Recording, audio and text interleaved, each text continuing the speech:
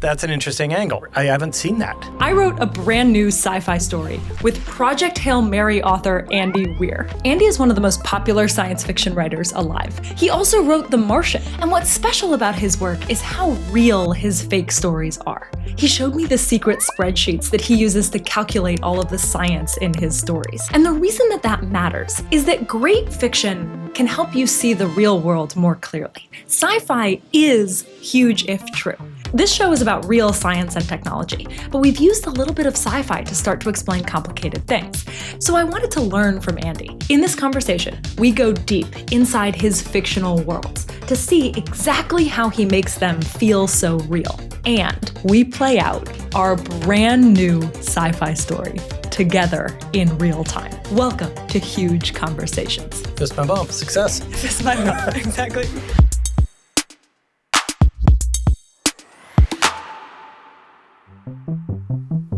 Hello. Hello. Thanks for doing this. Sure, So nice happy. to meet you. Nice to meet you. Please. I am a fan. Likewise. Oh, this is going to be so much fun. I never thought you'd start out that way. I love that video of just a short of you with like a lightsaber. It's like, and just the look on your face, like, Oh, that's cool. just this, it's like you were 10 again. It felt like that. And you see it come out, and you can't help but make the noise. Like you of course, immediately you're like, it's like, I can't. Well, they had to edit out when you and McGregor, when they were filming like The Phantom Menace, they had to edit out because they found on the things he was making lightsaber noises during the fight scene. Oh, this is going to be so much fun. Thank you so much for being here. Great to meet you. And congratulations on escaping Alcatraz. Thank you. That was way harder than I thought it was going to be. Well, I mean, the prevailing theory is that those guys died, right? Yes, and now I know why. Yeah. We were like hour 4 in the freezing water, and I was like, so these guys definitely died. These guys died. Definitely they died. Maybe. Who knows? I have so many questions for you. I feel like I've been preparing for this interview my whole life. Great. Whatever you want. So let's talk about whatever. So just whatever your first question is, my answer is 7. Awesome. I'll make sure. Well, it's 6 plus. Yeah. Okay. So it sounds like maybe you know a little bit about our show. Yes. Taking a step back, Huge Conversations is a show about possible futures. Okay. And often we're interviewing tech CEOs and scientists and folks like that. You spend all day, every day imagining possible futures and sharing them with other people. Yep. And you have written some of my favorite books of all time. Oh, so first, I just want to say thank you. I know I speak for millions of people when I say how much joy I have gotten out of the stories that you've written. Exactly. But on behalf of the millions of nerds around the world, thank you for your service. Thank you. So this is not a list of PR questions about the Project Hail Mary movie. We'll get into it in some ways. But I'm hoping to have a larger conversation about science and science fiction. And we could not be in a better place to do it. Yeah, exactly. We're in the American Museum of Natural History.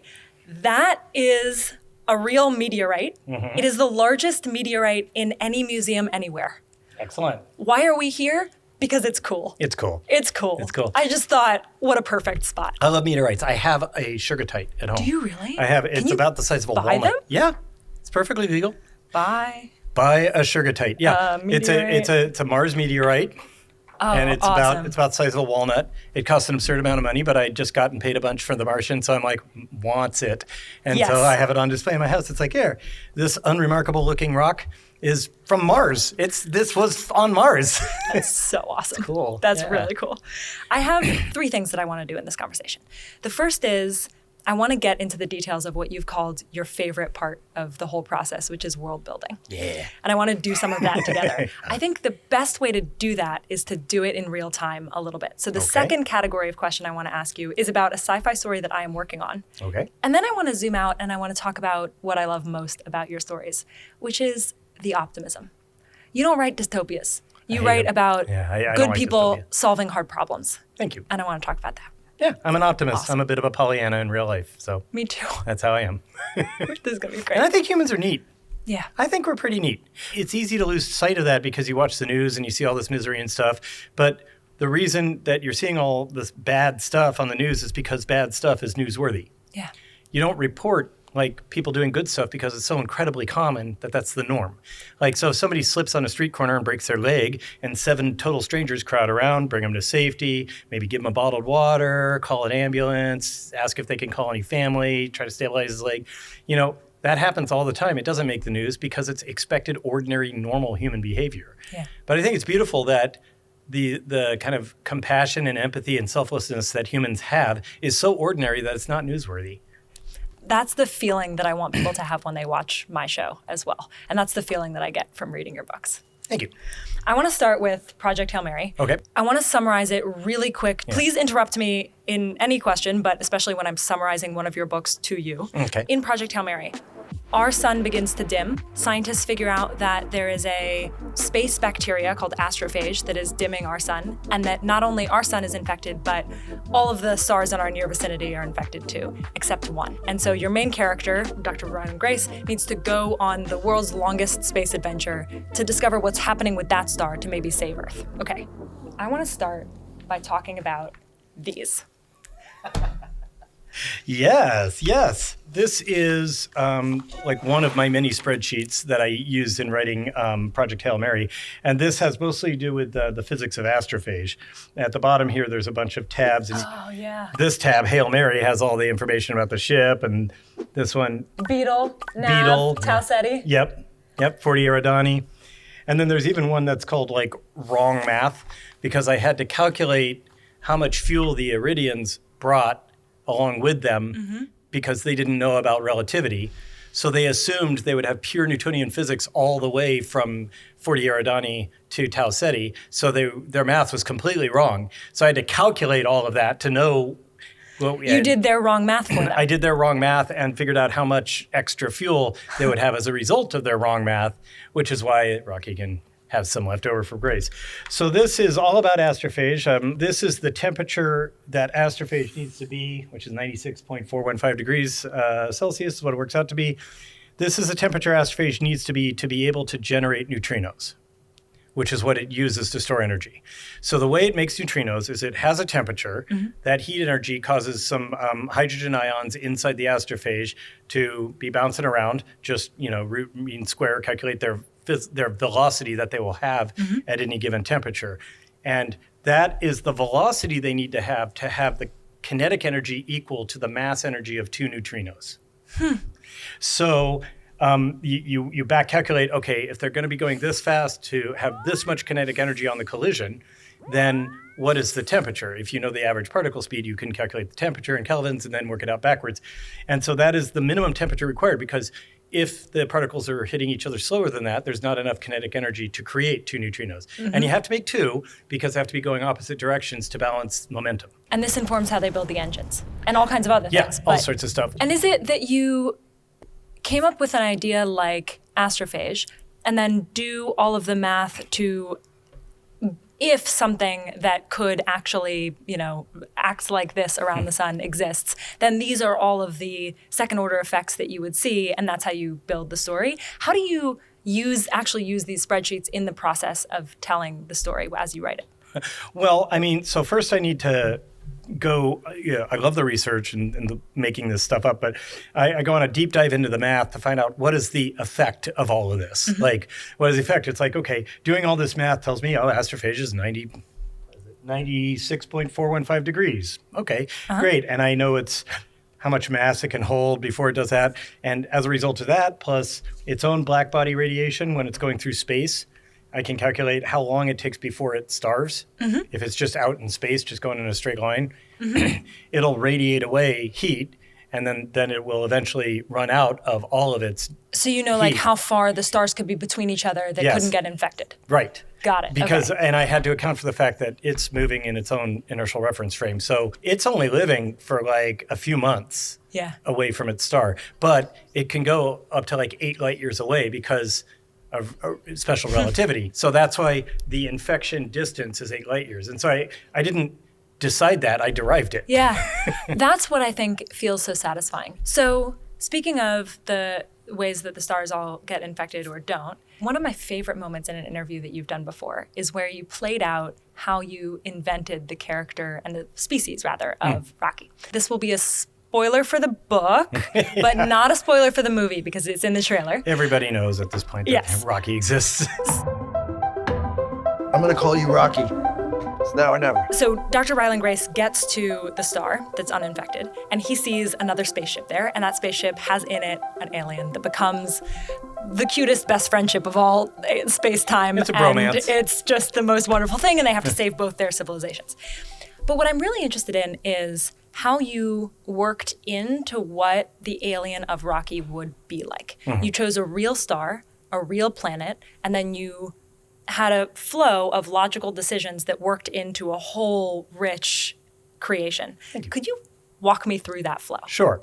Well, first off, I have to give a disclaimer. Since writing Project Hail Mary, it has been shown that that planet doesn't actually exist. But at the time I wrote Project Hail Mary, it was believed that 40 Eridani AB was a real exoplanet that had about 8 Earth masses and was orbiting 40 Eridani around once every 46 days. And that's all we knew. So I figured I'm going to start with that, and then I get to do whatever I want beyond that. Anything that we don't know, I get to define, right? So I said, all right, I want life to be on this planet. And also, giving a little bit more information from the book here, we later learn that all of the life in the entire book, Earth, Arid, and Tau Ceti, all of it, astrophage, everything, has common ancestry. Life, within my fiction, life only evolved once, and it only evolved on Adrian. Planet Adrian. Primordial astrophage, it really just evolved to go back and forth between Tau Ceti and Adrian. That's it. It wasn't supposed to be an interstellar species. But then what happened was occasionally it would miss. And this would cause a panspermia event because occasionally it would miss, most of the time that would die, but sometimes it would end up hitting a planet, most of the time it would die, but sometimes it was able to survive long enough to reproduce a little bit, and that's what seeded life on Earth and Arid. So that's why when they take apart the cells, they find out that astrophage has like ribosomes and RNA transcription and everything, like stuff that it is impossible to believe would parallel evolve. It has to be there. So we are descendants of life that evolved at Tau Ceti. That's one of the reasons I chose Tau Ceti. It was kind of perfect for it because, first off, Tau Ceti is a solar analog, and I figured it is more likely that life would be able to seed in environments similar to where it started. So I wanted solar analogs across the board, Tau Ceti. Also, Tau Ceti, I forget exactly how old it is, but it's got a few billion years on us. Like, it's much older than the sun. So it had more time to evolve life. That's why, like, we got seeded with life, like, when the sun was only, like, 500 million years old. It's like, how do you explain that? Well, because Tau Ceti was already, like, 3 or 4 billion years old. And so that's how we got seeded with life. So, all that having been said, this Arid, the planet Arid, had to have water, had to have liquid water because we're all related. You have to have water for this to work. And I'm like, okay, so this is a planet that is really close to its star, closer to its star than Mercury is to ours. It's a 46-day year. I mean, it's very close. So I thought, how do you have liquid water on a planet that's that close to a star? It's going to be really hot. Yeah, pressure.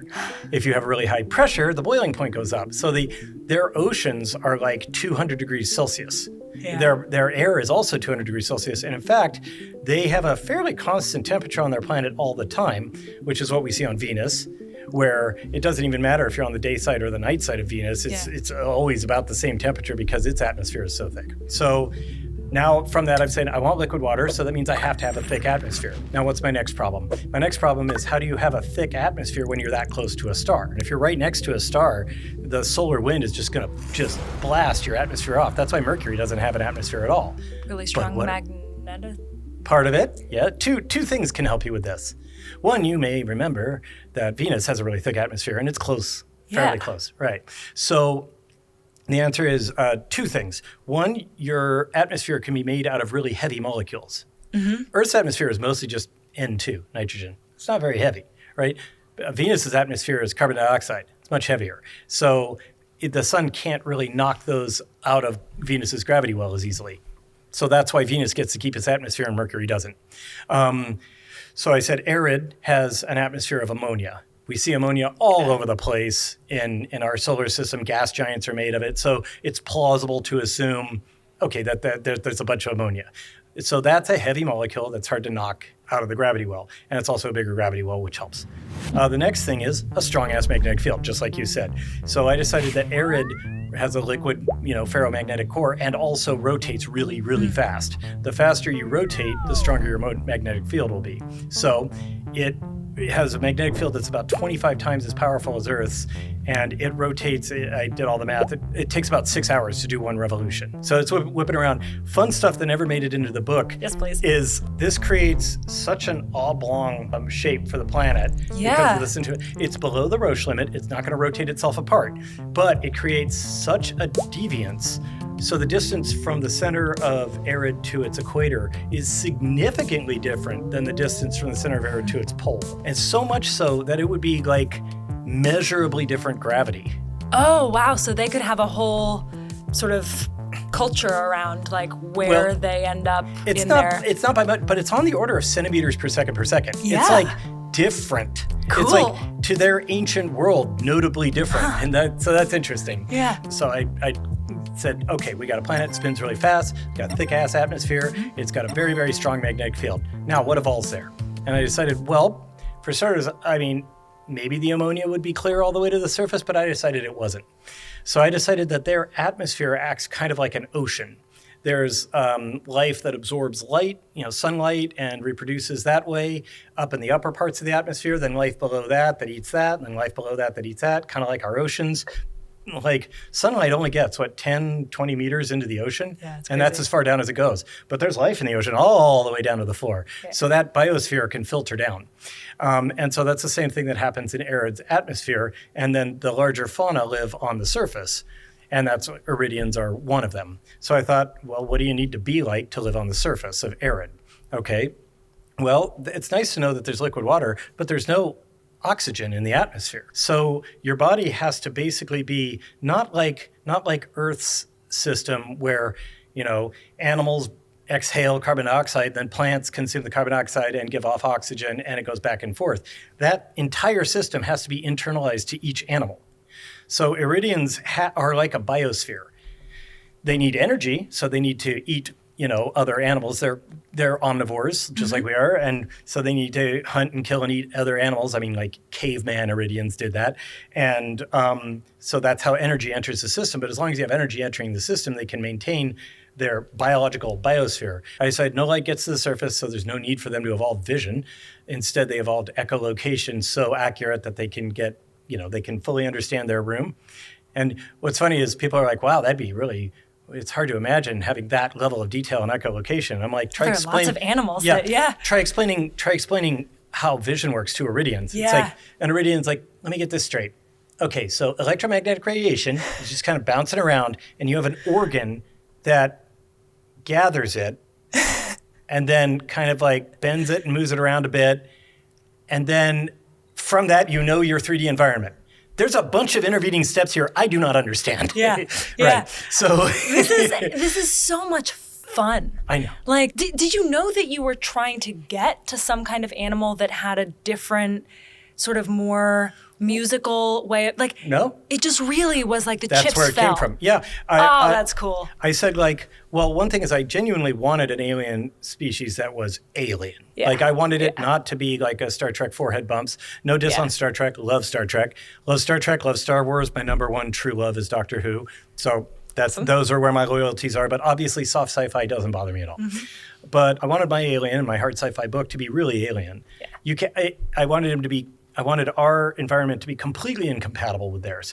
And because, even on Earth, if you exchange the positions of a shark and a camel, they're both going to die, right? So it's like, why would an alien be comfortable? Yeah. So anyway, it wasn't so much that I was going out of my way to make something specific. It's that I was saying, there are no rules. I don't have to follow any rules for narrative purpose. Yeah. I'm creating a life form, and then that's what he's going to meet. And so now I have iridians. That I went way deep dive. There's the spreadsheets I have on iridians. I posted a whole document online of iridian biology and how their bodies work. You've seen it? Did you say? Yeah. Broadly speaking, an iridian isn't we are mostly made of biological material. We're mostly cells. The only thing that's not living biological tissue on you is your hair, your fingernails, the irises of your eyes, parts of your teeth, that sort of stuff. But that's about it. But for an iridian, it's mostly inorganic material that was assembled by its worker cells. Yeah. And so an iridian is kind of like if a beehive could walk, right? Yeah. It's like the little things inside build it. But they also look a little bit like crabs. And I was Carcinization. curious. Yeah. Yes. Carcination. I was curious if you were drawing from Earth's history of everything kind of evolving into a crab. Everything eventually becomes a crab. Yeah. This is my favorite Yeah, thing. and that's what I did. I decided that arbitrarily that, in evolution, something happened like 1 billion years ago, and then all of the species since then are formed by that. It's like the ideal body type. But also in evolution, it's like, okay, why does DNA spiral this way instead of that way? Because that's how it started, and now it can't change, right? Yeah. So I decided that for whatever reason, iridian life tends to be very pentagonally symmetrical. So everything's in fives. It's just fives. Why? I don't know. Because that happened at some point in their evolutionary tree, and then everything's like very pentagonal. Yeah. Okay, so now I've defined how their bodies work. And I'm like, well, if they're not exchanging with the outside air, how do they make noise? Because since they have such incredibly good hearing, they don't have ears. They have hearing is almost like touch. Every part of their carapace can hear. Yeah, wouldn't it be neat if you clapped and it made light? Yes. Because that's what it is for them. It's Yes, it would. Like, oh, it's completely quiet in here. Give me a second. Yeah. Okay, I see. All right, yeah, now I get it. It would be as though we could glow. Yeah. Yeah. And then also this led to all sorts of other fun things about how their brains work, which is because they use echolocation, they have a 360-degree constant input of their 360-degree environment. We have to have parts of our brains dedicated to remembering what's behind me. Iridians don't have that because they don't need it. So they are constantly getting that input. Yeah. And so if for some reason they lose that input, they won't remember the layout of the room. They've never had any need to memorize their 3D environment like we do. If you close your eyes, you can probably still tell me a bunch of stuff about this room. Like maybe not every last little detail, but you know there are stairs there. You know there's a camera there, a lighting thingy there, and so on. But an iridian would be like, I got nothing. Yeah, this is one of my favorite things about science fiction generally, I think, which is that as you were describing the different way in which iridians work, and you're describing how we work, I'm appreciating being human in a different neat. way. Yeah. It allows you to really appreciate the world that we live in by reminding us that it is also strange, reminding us that it is also cool, like that the animals that live in the deep sea are, fundamentally alien too in some way that that you can appreciate. And I really love that, and I want to play that out if you're okay with it. Okay. With a new story. Okay. I think one of the best ways to see potentially how your process works is to offer you new examples. Okay. Oh, wow. I don't get nervous very often. I'm nervous to tell you about my sci-fi story. Okay, here we go. Ultimately, our goal is to educate people about science. And we want to share with people the real science and technology that we're using to search for aliens right now, right? The Europa Clipper is on its way. All of the cool telescopes that are looking for signs of life in different atmospheres, right? And so one of the ways that we've started to do this is with small fiction stories. They're sort of intercut into our videos. We did it with a video about finding near-Earth asteroids by playing out what if an asteroid were coming for Earth. And we go through all the real steps that we might take, and we went to an observatory and looked at the way that they discover near-Earth asteroids. It was very fun. And Mark Rober voiced the fiction sections of that video. Okay. So we're doing another version of that where we're playing out what if we really find aliens? What if it works, all of this science that we're doing right now? Sort of like if we catch the squirrel, what would we do next? And so I have some parameters here. I really don't want it to be that they're sending us a message. I want it to be that our ways of searching work. Okay. That feels different to me. I think one of the struggles is that a lot of the things that we're doing will just take an enormous amount of time, and I want to sort of speed it up. So one of the things that I'm thinking is that we will set this character, this scientist, in a future world where we have already discovered microbes on maybe Venus or Europa or somewhere nearby.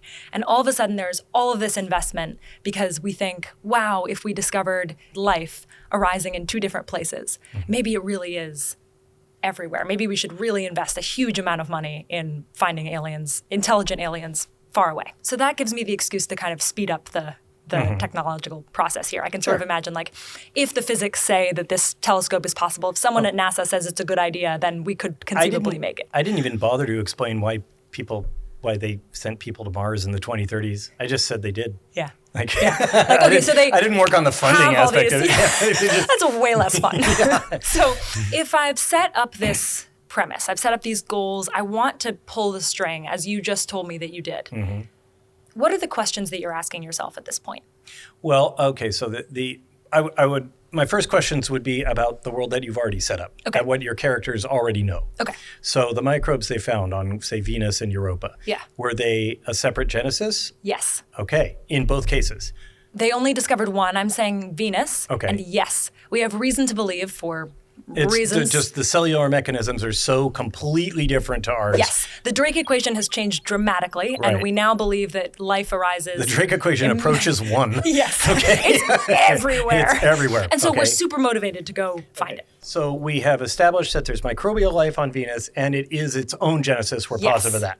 Furthermore, there's no multicellular life, or at least none that we found on Venus. Not that we found. No. Our scientist character is not working in that particular field. So he's like the guy who is, in my wildest dreams, this is voiced by Okay. He's like an expert in transmission spectroscopy or something. His thing is like, he's like, yes, I fully agree that there are microbes on Venus. Mm-hmm. Microbes aren't my thing. I want the intelligent aliens. Okay. And now I believe that they really are out there. So I am just So how do we find intelligent aliens? Well, and he's thinking of looking at other stars or just in our solar system? Or I think he's looking at, so I think that we pick a star system. I'm imagining that the planet is a invented one that we discover because of all this investment in new telescopes. Yes. Okay. Well, then the first thing that comes to my mind is if we had like all this awesome technology is look for a planet, and it would be very slight, but look for a planet that is not emitting as much radiation as it's absorbing. Huh, why? Because the radiation it's absorbing is going into the form of life.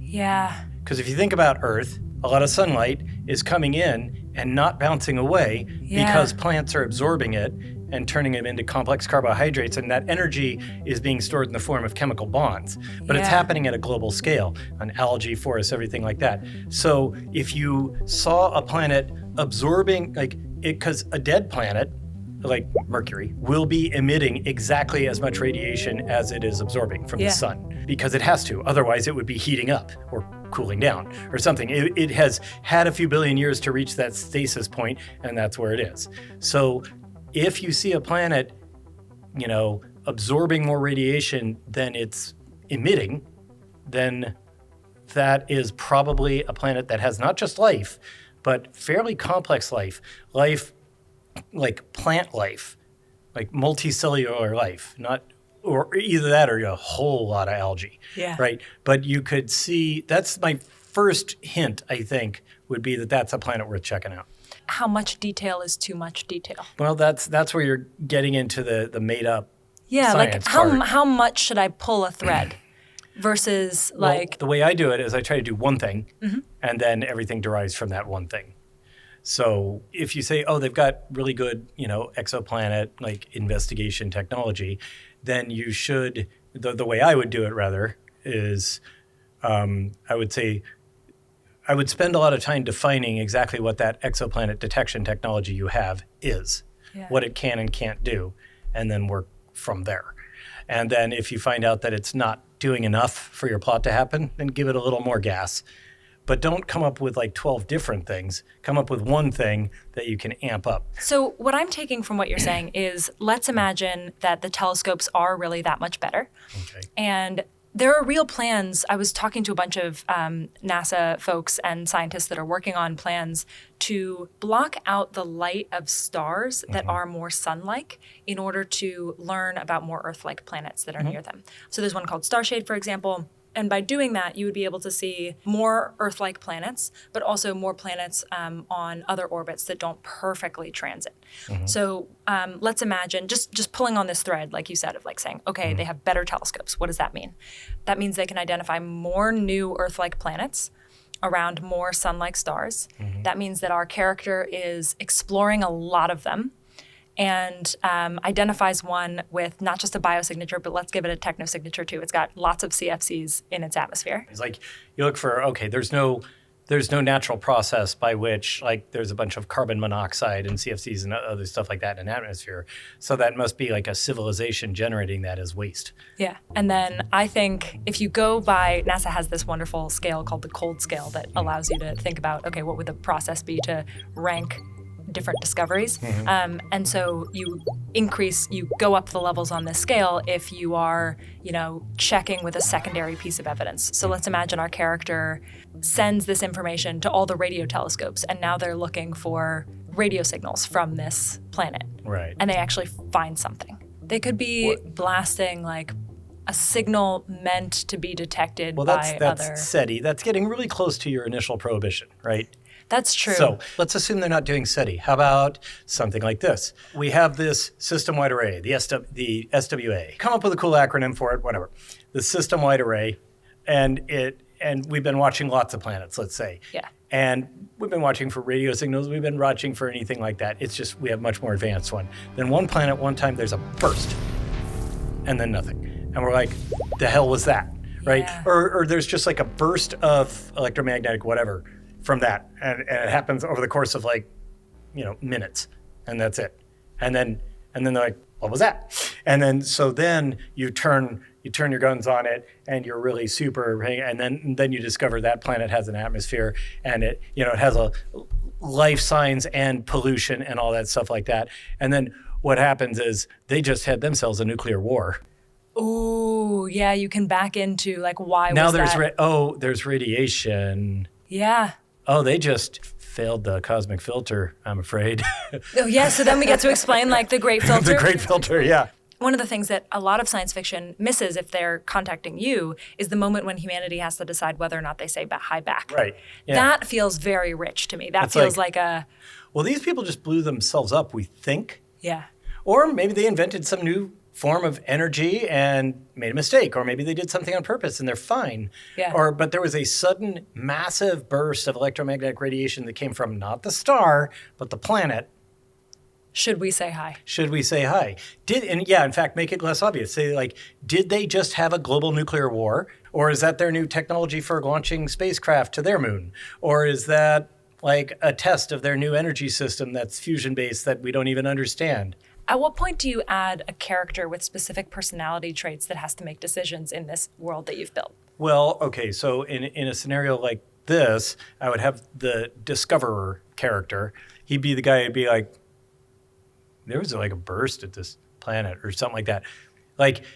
One thing that annoys me in fiction is when the main character is the only person who believes something and then goes on to be vindicated over and over again. Yeah. This guy is right all along. That annoys me. It could just be the guy who happened to notice it. Yeah. You've got some Tycho Brahe equivalent dude who's just an amateur who just happened to be looking that way that day. Whatever. It could be something as simple as that.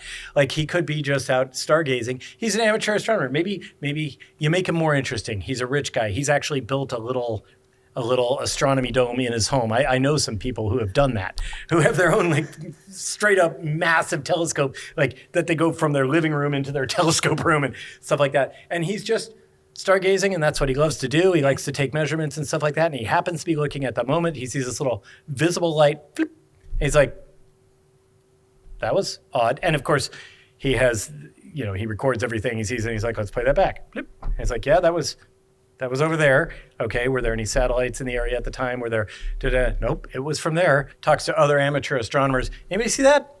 Anybody see that over at this star over here? This little bloop? And people are like, no, I wasn't looking that way. It's like, I don't know. He's like, something happened there, and maybe there's some guy in Australia who says I saw that too. And then they say, okay, well, we've got two independent corroborating sources. So then the people who run the great system-wide array say okay, we've got two corroborating sources that say they saw an event in this solar system, and they have this new telescope technology. It's accurate enough to kind of tell it didn't happen at the star. It happened away from the star, not on the star, but next to the star. And maybe this planet is a little further away than 1 AU. Maybe it's like 5 AU away. Maybe it's bigger, maybe whatever. It's a brighter star, it's 5, whatever. So it's 5 AUs away, and they can tell with their telescopes, yeah, it didn't happen at the star, it happened near the star. So that gets the powers that be to go like, well, let's look at it with the great array. And we call it, what's your name again? Steve. Okay, Steve's world is, whatever. We look at Steve world, and now we're seeing these evidence in the atmosphere of there's like free oxygen and methane and pollution, which implies like intelligent life. And we don't know what that flash was. And then you can get to your question of like, should we say hi? I think I'm okay with the idea that they would be signaling somehow. So one of the problems. Well, so what I was saying is I think you're onto something. Identifying it for sure. Well, I think you're onto something with they aren't trying to contact us. They don't even know about us. We spotted them first. Yes. That's an interesting angle. Yes, that's what I want. And so, and that's where I haven't seen that. Outside of like space soon. opera. Narrated by. There we go. But I haven't seen that outside of like space opera, like Star Trek and stuff, where we are the ones who detect them first. But then it's like, okay, so there's this planet, Steve's world. They put the big array to work, and they say like, yeah, it has oxygen, it has methane, and we don't know what that big flash of light is. And there's pollution in the atmosphere, so maybe they're inventing fusion. Maybe they invented fusion wrong. Maybe they just didn't like a mountain range because it was unsightly and wanted to get rid of it. Maybe it's something completely different. Maybe this is their reproductive molting cycle and it happens every 500 years and we just happen to see it for the first time now. We have no idea. And so then comes should we say hi? Yeah. We have the technology to say hi. And then the question would become, so inevitably you would have to have them decide to say hi because it's boring if they don't. Yeah. And no. No thanks. No thanks. Actually, we're good. It's fine. No, we're cool. Just freaking ghost them. That's the whole story. That's all. The end. We decided, no, we're good. And we're banning all radio broadcasts from Earth. We're shutting down SETI. We are done with this bullshit. No. So they decide to contact him. And so then the next fun question is, how do you contact him? Yeah. How do you broadcast? You said like 20 light years away? Okay. How do you send a signal 20 light years? I want it to be something that could plausibly be within a human lifetime. That you could, in theory, expect. Maybe bump it a little closer. There's a lot of stars out there. Yeah. You can get, closer than that. And so, that's an interesting question of like, how would you send that? How would you send information? So now I'm deep in my spreadsheet. Now you're deep in your spreadsheet. I have lots of options for, what would be realistically powerful enough. And also, I guess, what would we say? Well, are we sending prime numbers, or are we actually trying to communicate? We want them to know we're here. Yeah. That's step one. It's hi. Yeah. Right? That's what we're saying. We don't speak their language. We don't know anything. Prime numbers is, the Carl Sagan way. Yeah. Digits of pi. Sure. Yeah, well, then you have to wonder if they're, what base would you like to do that in? If we received a signal and it was just a bunch of random numbers, it would take a while before some mathematician was like, oh, that's pi in base 27. Yeah. I think this is what I appreciate so much in your stories is you could write a whole set of chapters on how do you say hi. There's a rich, earnest debate in just the idea that, okay, we're going to say hi, but there's a bunch of decisions that have to be made about how you would best do that. Mm-hmm. There's debate, real debate, and then there's actually doing it that is difficult. How do you do it? Well, so the first thing that came to my mind, talking about the ultimate swords to plowshares, is set off nukes in space. They're very bright. Fair enough. And then some other people might be, should we be worried about them knowing where we are? Why don't we send nukes to Mars and set them off there? Yeah, that so way, we're giving them if anybody thinks that's and then where someone would say, yeah, but if they can look at us, they'll see our cities, they'll see our whatever. They'll be like, then nice little, nice try, kid. Yeah. But you could send nukes far away from Earth, not to disguise our identity, but just because if you're going to set off nukes, you want to be far away. Set them away in a line, have them so that they go off in sequences and stuff like that. That's really bright. If you're giving off like a nuclear explosion in space, the light just goes and goes and goes. That's where my spreadsheet would come in. I'd be like, what would a 1 megaton bomb being detonated out in space, you'd probably want to get further away from our star, away from the sun, so that it's like more visible against the background. Mm-hmm. So maybe you I mean, at this point, we're like very excited and willing to spend whatever it takes, right? So we're sending something out, like way out, orbit of Saturn, Neptune, like way the hell out there, so that it has more contrast against the background of space. Because if we're really close to the sun, they might not notice it. So we'd be sending nukes like way out there and set to blow up in a sequence, and so that'd be a whole thing. And then that's where my spreadsheet would come out. I'd be like, okay, how much of a light from a 1 megaton nuclear explosion would be visible to somebody who's however many light years away, and how would that compare to the arc distance from our star? Would we be able to detect that with today's technology if somebody did that? And if it needs to be bigger or farther, that drives your plot, because then we need a bigger we need a bigger boom, or maybe nukes are not a good way to do it. Maybe, but it seems like that's a good way for us to release an awful lot of light all at once. Yeah. So when I'm telling stories, I'm publishing them on YouTube, and I'm getting lots of comments, some incredibly helpful, some very pedantic. When you were publishing The Martian, you published first as chapters online, and I have some of them. These are the original chapters as you published them. Wow. And this is my published copy of The Martian. And I'm curious, it seems to me both like an enormous privilege to have the public fact checking of making things in public, but also difficult to figure out, okay, how do you as an individual creative person make changes or not make changes based on what you want to get super close to reality versus what you're saying, like, no, this is driving the plot. This is deliberately my choice. Tell me about the difference between this and the book that you finally published. I think there's not much, but it looks like you have like some sort of secret like deviant. I do have a spreadsheet. One of my favorites is, this is a whole published paper on the differences, by the way. I don't know if you've ever seen this. I did not see this. One of my favorites is the table that they have at the back about the difference between the cursing. Oh, cool. They have a whole chart for you. They had me dial it back a little. Yeah. These are all the differences between the versions for how many times you curse. That's awesome. When we made the classroom edition of The Martian, so we have a classroom-friendly edition for schools and stuff like that. All of the swear words are replaced with PG alternatives. Oh, fun. Yeah, and so and because they're not allowed to change text without me allowing it, right? And so in most cases you can almost do a search and replace, but not in all cases. It was funny because like they had a copy editor. They said, we want you to flag every swear word in the manuscript that is like not suitable for like classrooms. Like, so basically anything that you couldn't put in a PG movie, right? And so she was just went through the whole thing and she said, that's the most fun I've ever had. She said, that is the most fun I've ever had. She said, it's just because every single one of her notes is like,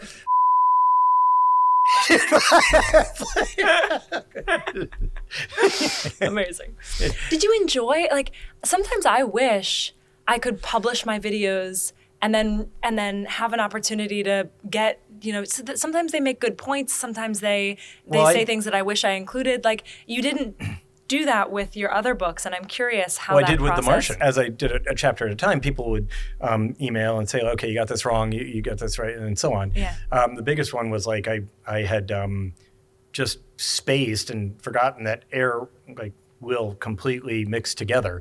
And so the hydrogen. The hydrogen. Yeah. An earlier chapter, my original chapter where he had the hablet had a bunch of free hydrogen in it, and he was worried about how to get rid of it, and it was all up at the top of the hab because it's hydrogen, and so he went up and just had small amounts of oxygen that he'd add to burn it, and he was wearing and stuff like that. But of course, that's not what happens. That happens at the planetary scale, but inside of something like the hab, the hydrogen would be evenly distributed throughout the air, and someone emailed me that, and I'm like, oh, yeah, so I got to come up with a different thing. Yeah.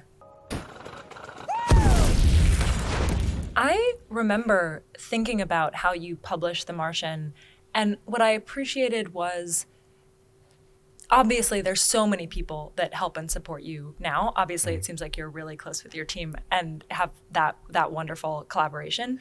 It also was inspiring to see that you didn't need anyone to say yes to you writing the book. You wrote the book and then you put it online. Mm-hmm. And to some degree, I always felt like that was the key to what we're doing too. We just began making videos that we thought were great on YouTube, and it sort of gotten Worked its from own there, audience yeah. and it's worked from there. Fist bump bump, success. Fist my mom, exactly.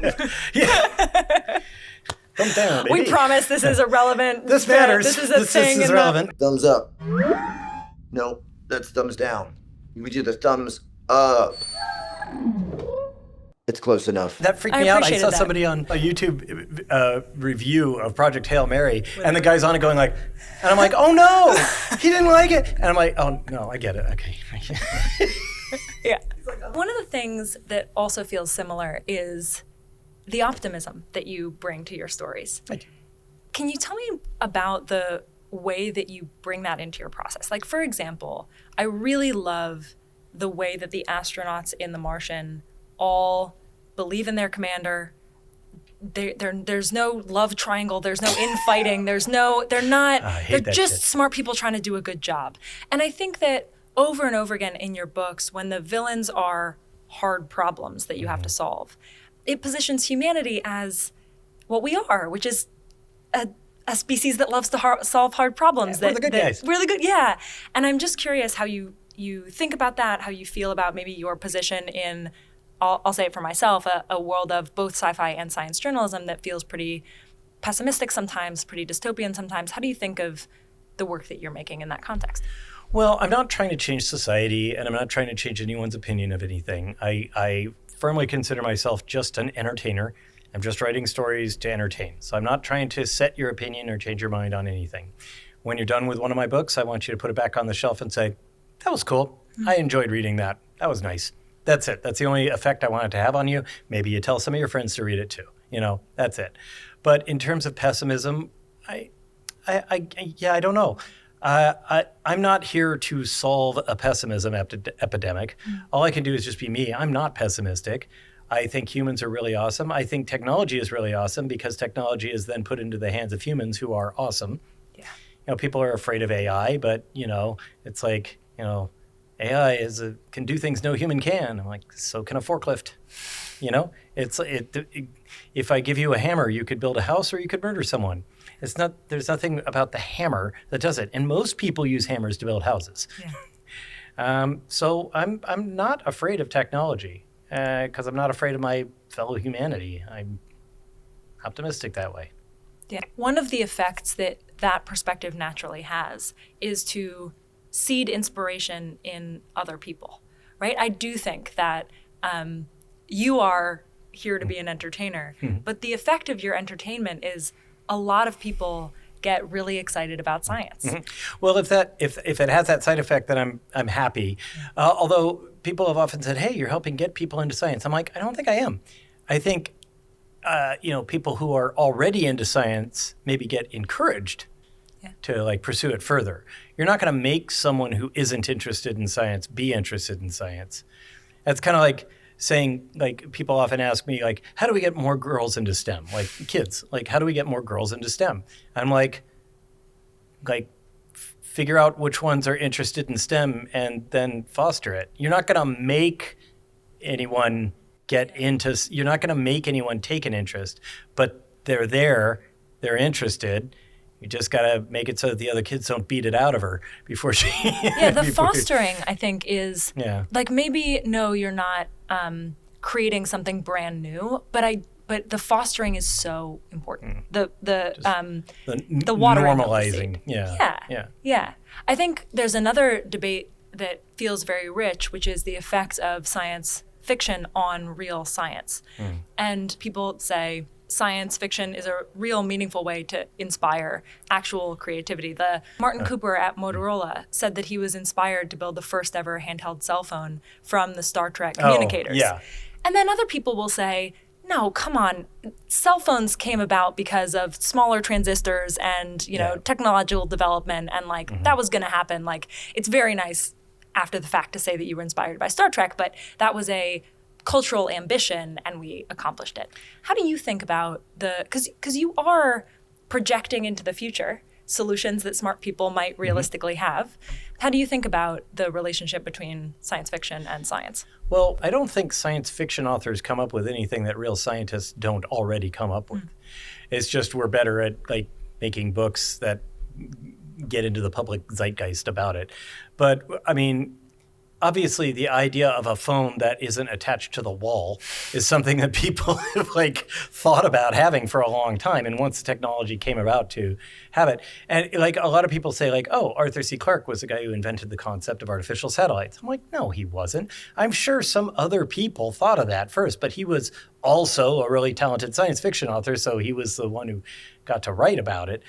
But I mean, I just don't think that science fiction drives real science very much. I don't think there's anything I've thought of in any of my stories that real science-wise that real scientists haven't already like thought of at great length. I think your science fiction does the fostering that you talked about in people. And I think it also perhaps drives cultural acceptance of ideas or cultural excitement around ideas. I do think that in some way, the popular excitement about Star Trek communicators, the popular excitement that we continue to have about self-driving cars or flying cars, the idea that, you know, we might get to Mars and actually accomplish that as a species is fostered by great stories about it. So I know that you feel that you're here as an entertainer. I feel that you have inspired, I mean, I'm not a scientist, so, but I think you've inspired a lot of people, and I think that function is really important. I think that the specific way in which you do it, the way in which you show that you don't have to be a natural genius to, you know, love science and be good at it. It is about hard work and solving the problem right in front of you. And as they would say, you know, work the problem. The exercise that we just went down. Okay. The spreadsheets, my pulling on my particular thread, the story that you told of how you chose arid and then went down that rabbit hole. What are some of the rabbit holes you're going down right now? Well, I can't talk about it that much because that's the book I'm writing right now. Can you give us any hints about the book you're writing right now? No, I really don't want to. I'm sorry. That's okay. I don't want to. Are there scientific concepts or ideas that are exciting to you? Yeah. What are some? I mean, so these are not involved in the book that I'm writing now. So there's two things that I think are going to change the world, in the real world, dramatically. One of them is kind of boring, but it's like the self-driving cars. Okay. I don't think people understand how much that's going to change the world. Yeah. First off, the idea of owning a car, I think, will kind of go away. You'll just be like, you'll be subscribed to a car service. It'll be like Uber or Lyft or something like that. They'll be just driverless. And then cities dedicate something like 10% of their total surface area to parking. They're not going to have to do that anymore. The car's going to drop you off and then go off to pick up someone else. And then it'll go off to recharge. Also, which is great for urban transport, it becomes economically better to use electric cars. And so they'll just go recharge themselves and continue. So that's good for the environment. But also, cities will now be fully dedicated to being cities instead of parking lots. Yeah. So that's amazing. Also, we're going to have about 50,000 people a year not dying from car accidents, which is kind of nice. Drunk driving will cease to be a thing. Yeah.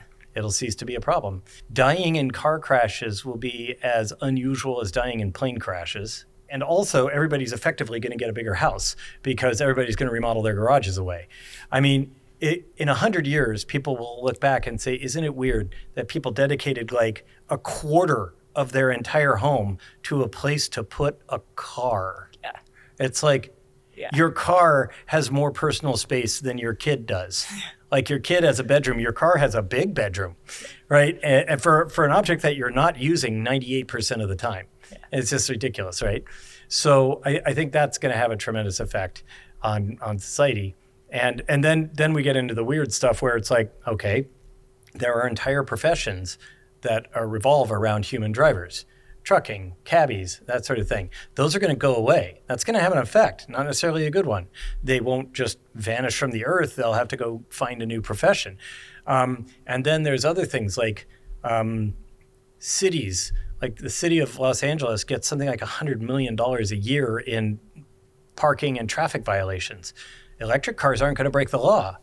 So a lot of cities are probably going to oppose the adoption of electric cars because their revenue relies on a lot of this stuff. So it's a really interesting dynamic. I was talking to a tech leader I won't say by name.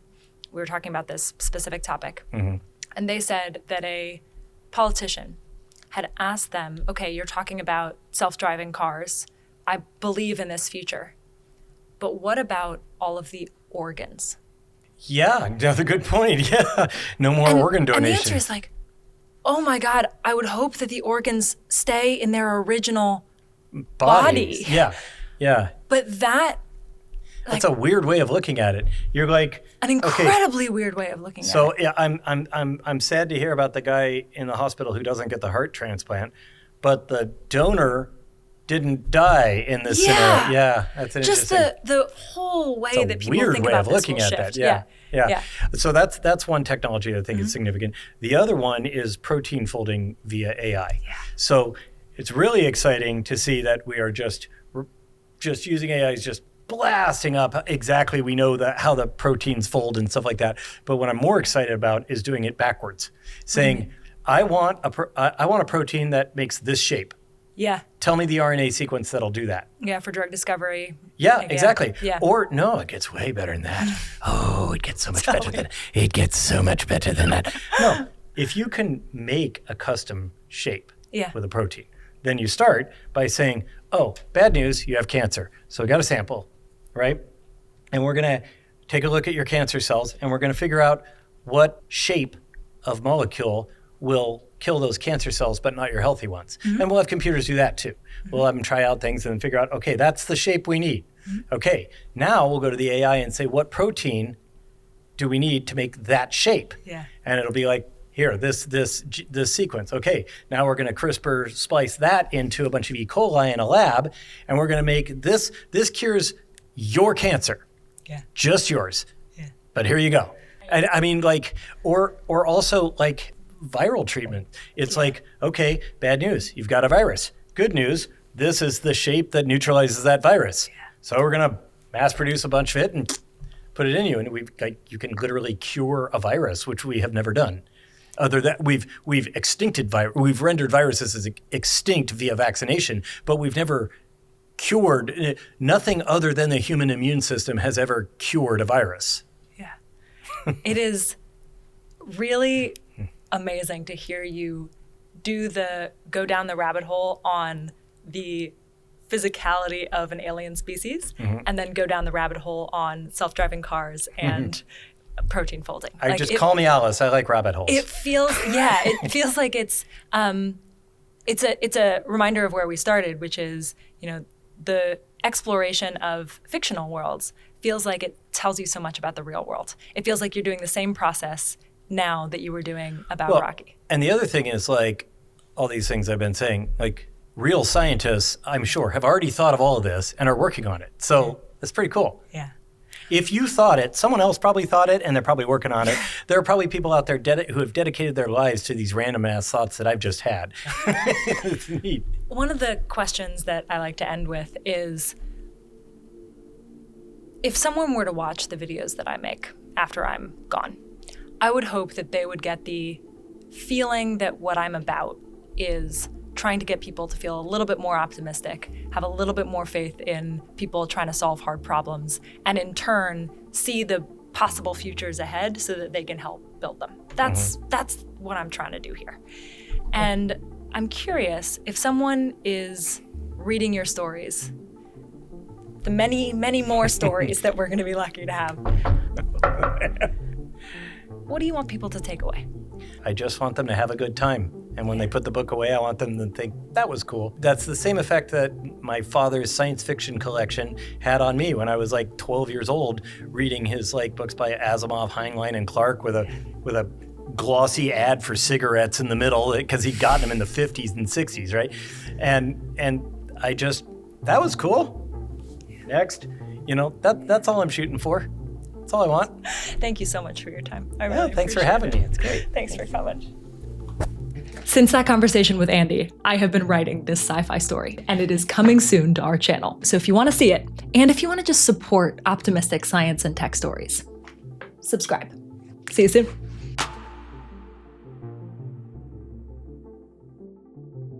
Amazing. Thank you so much. Thank you. Amazing. Amaze. Thank you. Awesome. Awesome. And I am a fan, by the way, so it's pretty cool to hang out with you.